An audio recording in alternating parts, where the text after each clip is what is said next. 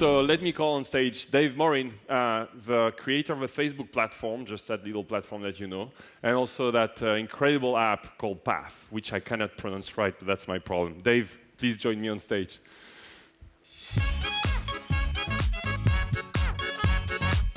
Thank you. Please, anywhere you like.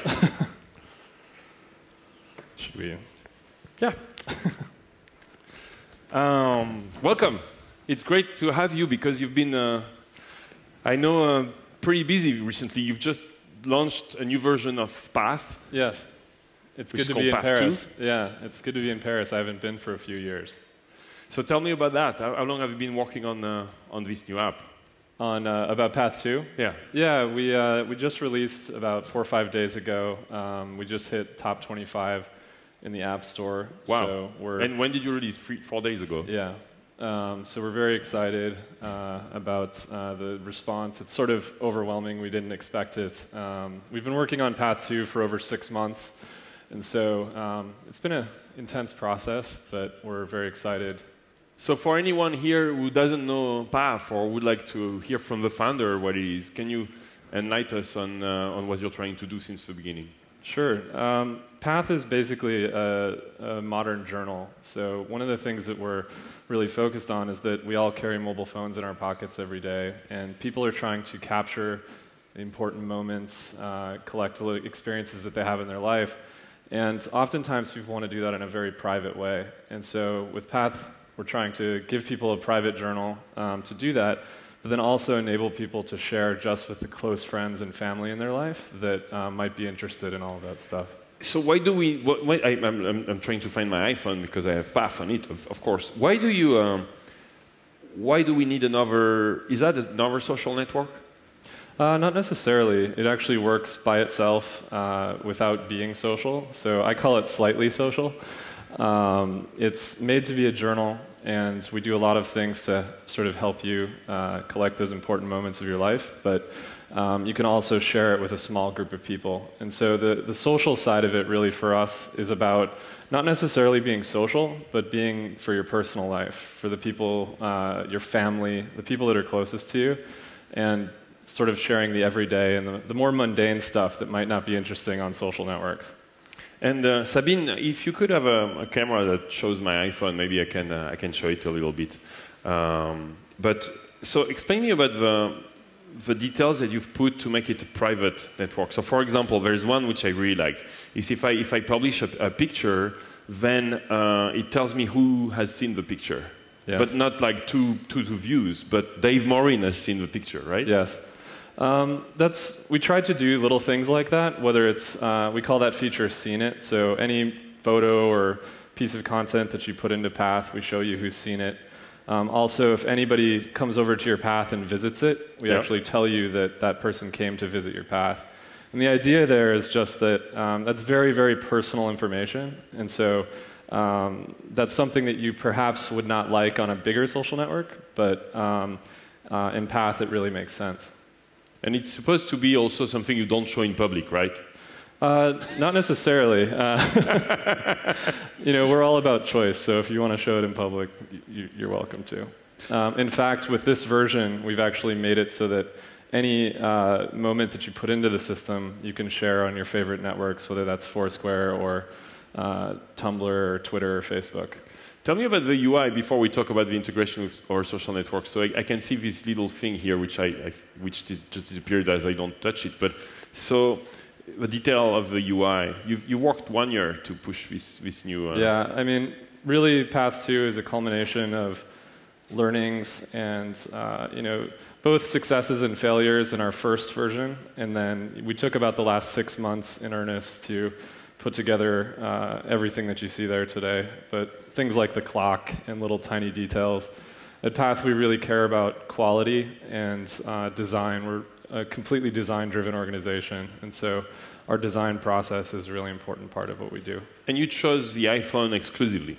No, we actually launched this version on both Android and iPhone simultaneously, which is a big deal for us this time because we launched first on iPhone last time, and then spent the better part of this year actually trying to build an Android team and an Android design team And we're luckily able to do that and do Android at the same time as iPhone this time. Can I ask you, how big is your team? Yeah, we have about 20. 20 people? Yes. And so you're doing both iPhone and Android. Are you planning iPad as well and tablets, Android tablets? I think that we definitely will. We haven't started on it yet, mostly because we have really tried to specialize over the last 2 years, really, on designing for the very small screen of the iPhone. And we really think that that takes a different level of focus. And so when we go to the iPad, we want to be very intentional with the design and to create something that is really authentic to that medium, because it's a bigger screen, there's different gestures you can do, and so we just want to make sure that we do it right. How is the development for Android different to the iPhone? Well, it's different languages, Java versus Objective-C, so that's important. But from a design perspective, it's also quite different. In Android, you have to design for various different screen sizes. You actually have to design in vector. And create images which scale to different sizes and things. And so there's also just not as much documentation and free tools. So a lot of the animations and things which we did in Path 2, on Android we had to create them by hand, whereas with the iPhone there's some different frameworks and things which Apple gives you for free that make animations and things like that much easier. Are you planning to do other platforms like Windows Phone 7 and? Yeah, certainly. Our goal is to be ubiquitous, so we want to be everywhere. Anywhere that you want to sort of capture those important moments, we want to be there. But so how do you choose? Are you doing it right now? No, not right now. Okay. We're all focused on mobile right now, just because we really believe that we are now in a post-PC era, and that the mobile device is growing faster than any other platform in history of technology. So we really think that that's the future, and so we want to be good at that first, and then do the other stuff. Why don't you just go HTML5 and make it? Mostly for performance reasons. The scrolling and the quality of the experience that we've been able to achieve on the iPhone just simply wouldn't be possible with HTML5. We've tried. I don't think that precedes it from happening sometime in the future, but for now, the kind of quality which we desire to do just isn't possible yet. So you wouldn't advise the entrepreneurs in the room to go, cross-platform HTML5 on mobile?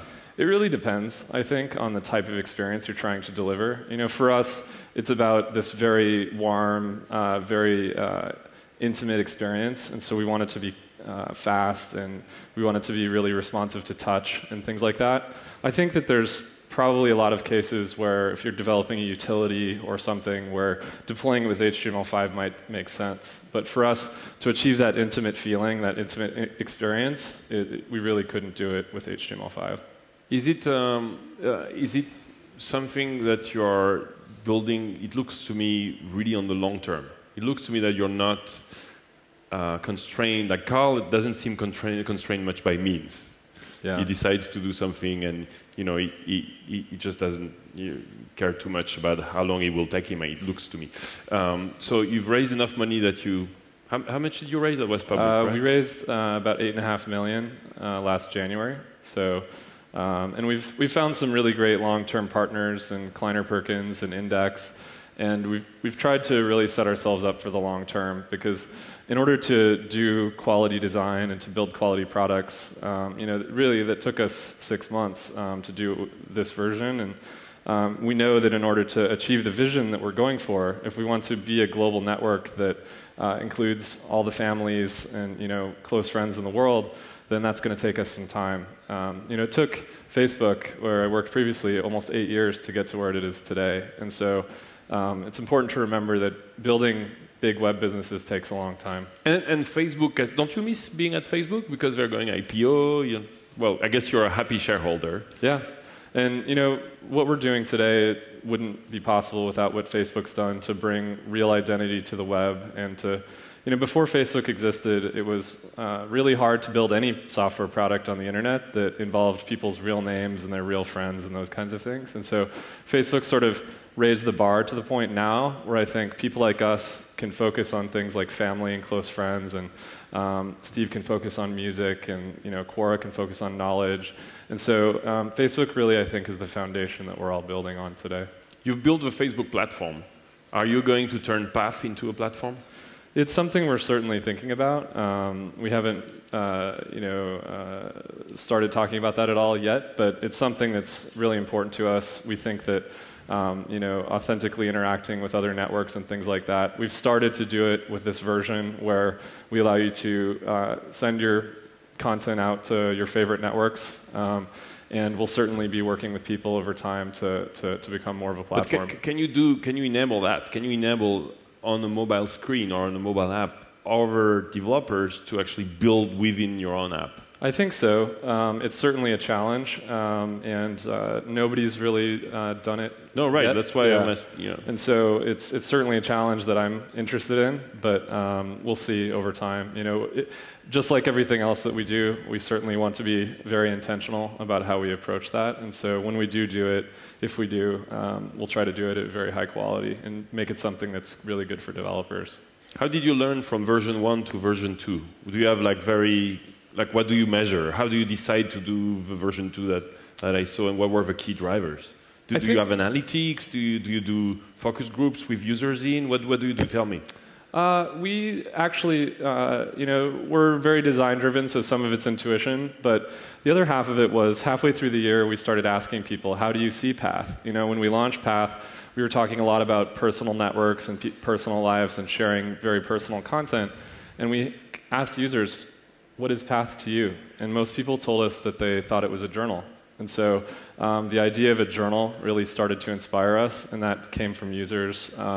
We also started to look at really interesting user behavior, and so we noticed that a lot of users were screenshotting their iPod and screenshotting the Notes app and screenshotting various other apps that they love. A lot of them having to do with very personal health data, like the Jawbone Up and other different things. And so we really took that as inspiration for the different types of content that we're providing in Path now. So we have photos and videos and who you're with and the places that you go and food and notes and things like that. So it's one of those things where and music. And so a lot of the ideas came from user behavior where people were trying to put that content into their Path through a screenshot.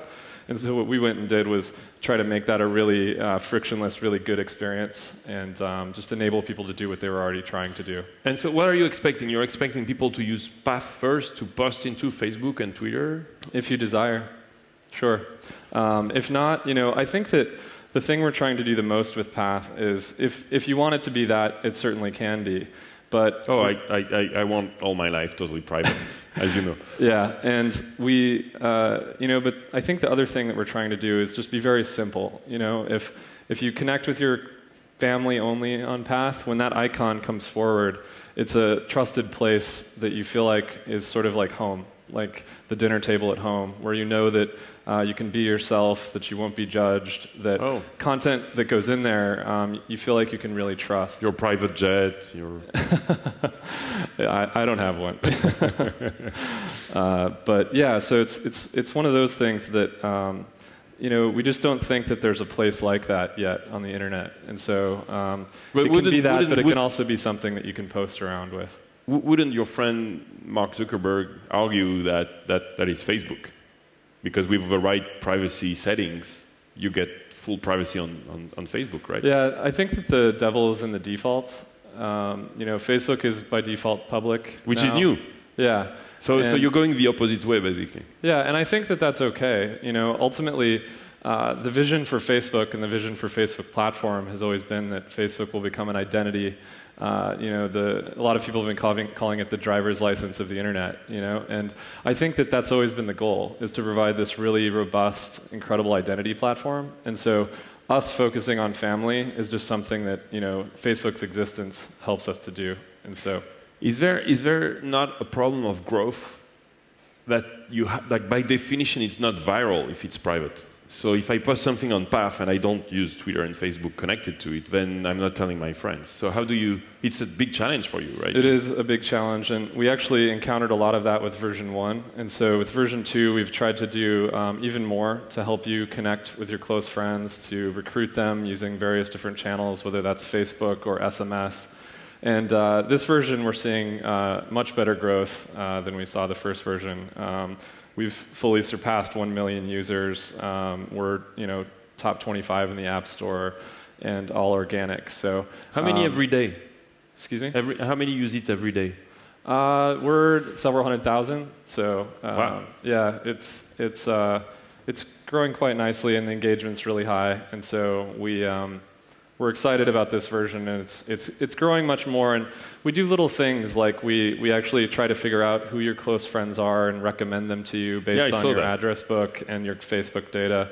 And so we try to do things to encourage you to connect to the right people and to help you recruit the right people onto the network. And so we're hoping that that kind of helps to ensure that the growth that we do achieve is very organic and very high quality versus just sort of being everywhere all the time.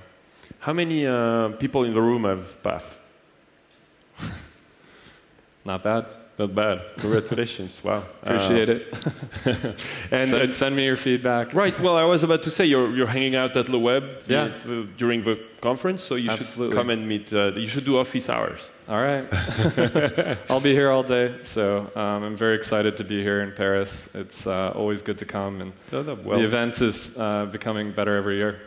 Thank you, Dave. Yep. This is all because of Geraldine and her team. I just show up. Tell me about monetization. How do you see that? When will you monetize? We're already monetizing, actually. So we're a freemium, and so we focus very much on being freemium because we want to make sure that our relationship with our users is really authentic. And because we're focused on such personal and such private data, we want Path to be a place that you can trust. Right now, we offer filters that are both free and premium. It's a small revenue line for us, not huge, but it's a way for us to start making money now and to really ensure that users understand that that's how we intend to monetize the business, is to create things, both services and goods that are worth paying for, and that add value to your experience. So your monetization is not ads? No. Never? I wouldn't say never, but it's certainly a distant second priority. And even if we were to do ads, we wouldn't do it in the traditional way. We would probably treat it much more like content. Oh, come on. I would love to see an ugly ad coming for a dating service. Yeah, I don't think so. It's one of those things where we really believe that being a freemium-driven business model is much more authentic to what we're trying to do. So the paid app is how much? The app? It's free. Oh, so what do I buy in the app then? Both filters. Yeah, they're $1 a piece. And then we also, since we've added music. Filters and what? I'm sorry? Music. So we're doing, you buy them? Okay. Yeah, and so we're gaining some revenue from there as well. So. Okay, I see. What's your advice? You're a very accomplished entrepreneur. What's your advice for the room and the entrepreneurs here who would like to, build a great mobile app? What would you focus on in terms of opportunity, for example? I think that simplicity takes time, and achieving high-quality things. In the internet world, we talk a lot about how fast you can do things and how it costs very little. And the reality is, to create something high quality, it takes time. It takes 6 months, sometimes a year. And so my advice, I guess, would be to stay in the important problems in what you're trying to solve for a long enough period of time that you solve them and get them to a point where you feel comfortable that it's ready for the market. Because I think that a lot of people get afraid and launch too early and end up learning a lot of lessons in the market. And ship crap, get one-star reviews. Yeah. And in the App Store specifically, we learned this the hard way. Our first version, we shipped it very much as a minimum viable product. We got 3-star reviews. And we thought that we would be able to iterate. And it turns out that, especially on mobile, it takes 2 to 3 weeks to iterate. And so for this version, that's fast. Yeah, that's really fast. And so for this version, we really spent a lot of extra time ensuring that we got to a quality bar that was more ready for prime time by the time that we launched. And so, especially for shipping for mobile, I think that's very important. The saying from Reid Hoffman, the founder of LinkedIn, who says if you're not ashamed of your product when you launch it, you launch too late. Sure. And so I think there's, perhaps one of the ways to think about mobile is your first product you will probably be ashamed of, but learn a lot from it and intend to, iterate, but intend to ship a second product with a lot of the learnings from the first one. And the process is quite a bit different than the web, and so just be prepared for that. It was something that my team and I were mostly used to building on the web for the last 10 years, and so it was even a surprise to us as to sort of the longer time frame and the patience and the focus that you have to have in order to both design for that small screen, but also the longer process that it takes. Anything you'd like to add, Dave, about Path? Anything we can help you with, or the entrepreneurs here in the room? I think that that's it. Just focus on the long term. So where are you going? What's Path in 5 years? I think that we really desire to be, as sort of mobile begins to take off and there's more and more very personal data, we love this idea of a smart journal. Path should continue to be this place where you feel like you can always trust it, you can always share anything. But also, we should do a lot to ingest that data and build beautiful visualizations and to help you not only visualize your past life, but to help you sort of understand what the future might be. And so to us, becoming that journal that's with you always everywhere and just constantly adding value to your life, if we could get that into everyone's pockets in the world, we think we'd be in a good place. Well, we'll wish you good luck for that, and thank you so much for coming here, Dave. And you can meet Dave during the conference. I really appreciate you came, Dave. Have fun at LeWeb. Thank you very much. Thank you, Dave.